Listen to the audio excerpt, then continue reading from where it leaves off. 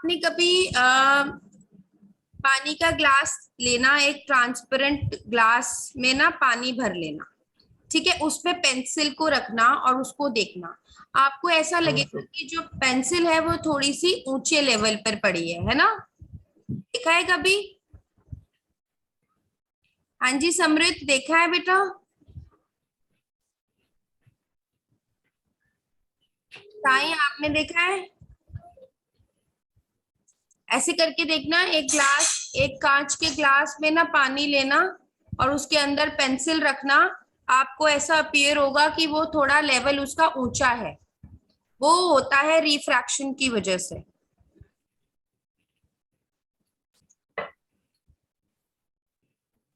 ठीक है,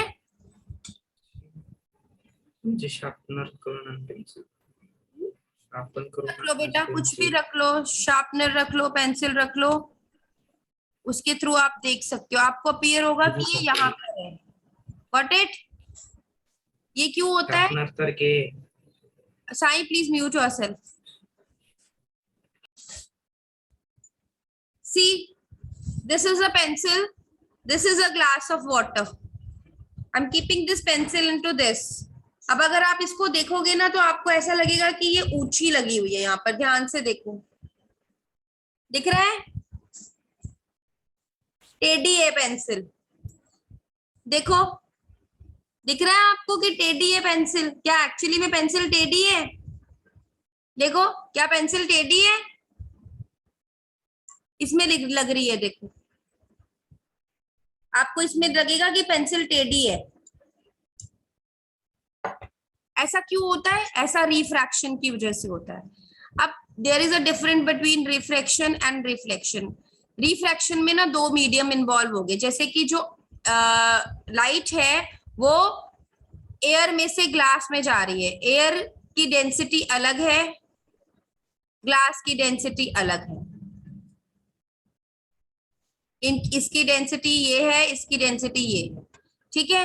तो क्या हुआ कि अब जब वो लाइट की रे जो है वो एक रेयरर मीडियम में से, मतलब रेयरर मीडियम में से डेंसर मीडियम में जा रही, ज्यादा डेंसिटी वाले मीडियम में जा रही है, तो वो बेंड होती है। इस फिनोमेना को रिफ्रैक्शन कहते हैं। इसमें भी यही हो रहा है। आपको पेंसिल टेढ़ी क्यों दिख रही है? क्योंकि वो लाइट की वजह से, लाइट जो है वो रेयरर मीडियम में से डेंसर मीडियम में जा रही है, तो आपको उसका लेवल डिफरेंट दिखाई दे रहा है। क्योंकि हमें दिखता तो लाइट से ही है ना, लाइट ही तो हमें विजन दे रही है।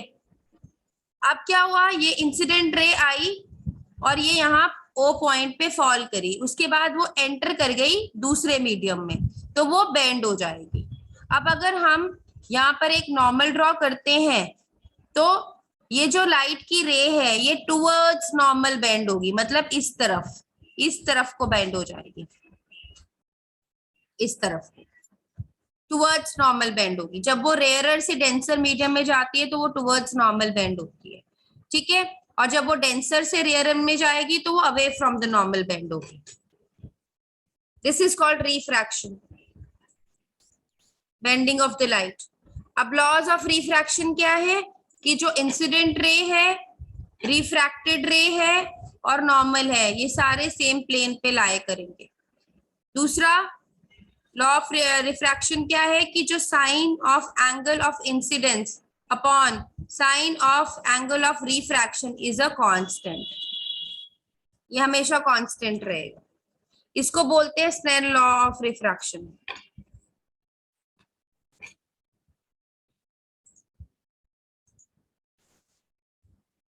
टोटल इंटरनल रिफ्लेक्शन क्या होता है कि जब ये जो एंगल है रिफ्रैक्शन का ये 90 डिग्री हो जाए तो क्या होगा, अगर तो ये ऐसी रे आती, इस डायरेक्शन में आती कि एंगल ऑफ इंसिडेंस इतना होता कि एंगल ऑफ रिफ्रैक्शन के R1 होता, तो ये इधर चली जाती।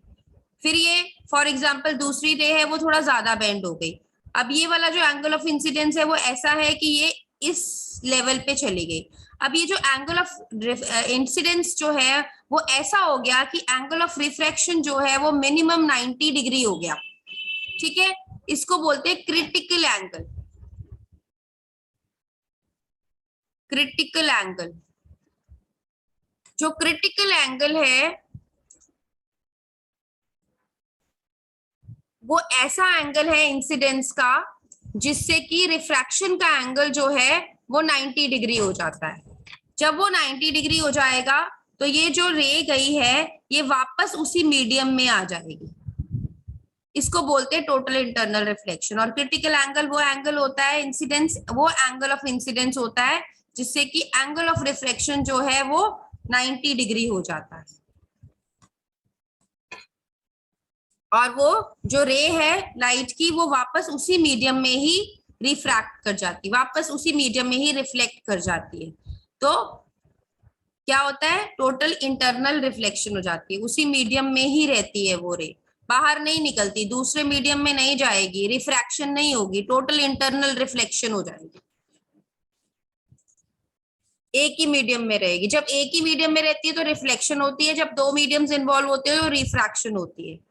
अंडरस्टूड? डिस्पर्शन ऑफ लाइट क्या होता है? जब आप ग्लास प्रिज्म के थ्रू व्हाइट लाइट को पास कराओगे तो वो रेनबो के 7 कलर्स देती है। और वो किस तरीके से देती है? VIBGYOR, VIBGYOR, V for violet, I for indigo, B for blue, G for green, Y for yellow, O for orange, R for red. ये हम पढ़ते आ रहे हैं। इस फिनोमेना को डिस्पर्शन ऑफ लाइट कहते हैं। Got it?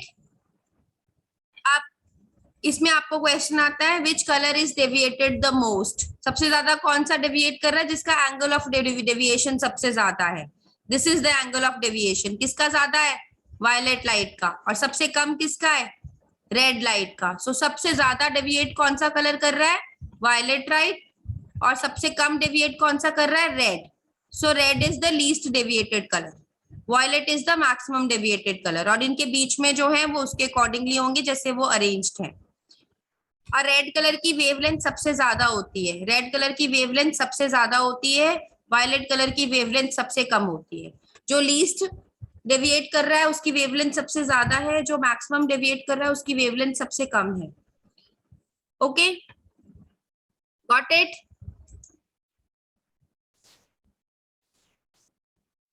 Reflecting periscope. अब क्या है कि ये जो रिफ्लेक्शन का फिनोमेना है ना, ये हम पेरियोस्कोप में यूज करते हैं। पेरियोस्कोप क्या होता है? सबमरीन्स पता है ना, जो पानी के अंदर चलती हैं, सबमरीन्स। अब उनको ऊपर भी तो देखना होता है ना कि कोई ऑब्स्टेकल तो नहीं आ रहा, वो सरफेस के ऊपर कैसे देखेंगी? वो पेरियोस्कोप की हेल्प से देखती है।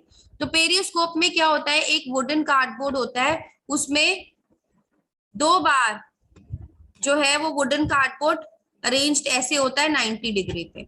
उसके अंदर 2 मिरर्स पड़े होते हैं जो 45 डिग्री के एंगल पे पड़े होते हैं। एक मिरर ये रहा, एक मिरर ये रहा।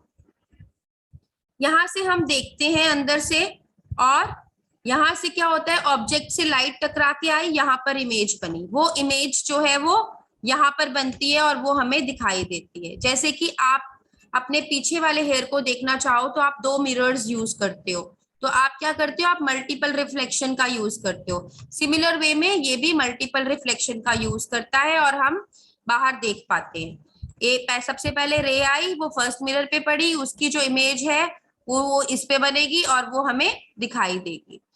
तो इसमें बेसिकली 2 चीजें इंपॉर्टेंट है। एक इसमें है कि 2 प्लेन मिरर्स पड़े हुए होते हैं, कौन से एंगल पे? 45 डिग्री के एंगल पे। हमने एक कैलिडोस्कोप किया था, उसमें 3 प्लेन मिरर्स थे और वो 60 डिग्री के एंगल पे अरेंज थे। इसमें क्या है, इसमें 2 प्लेन मिरर्स हैं और वो 45 डिग्री के एंगल पे अरेंज्ड है। Got it? यूजेस क्या है रिफ्लेक्टिंग पेरिस्कोप के? कि अगर सोल्जर्स को अपने एनिमी की मूवमेंट्स देखनी हो वॉर्स के टाइम पे तो वो पेरिस्कोप यूज करते हैं, सबमरीन्स में यूज करते हैं इन्हें। डिसएडवांटेजेस क्या है कि अगर फॉग या स्मोक होएगी तो हमें नहीं दिखाई देगा, और क्योंकि मल्टीपल रिफ्लेक्शन हो रही है इसलिए थोड़ी इमेज जो है वो प्रॉपर नहीं बनती है, ज्यादा ब्राइट नहीं बनती है।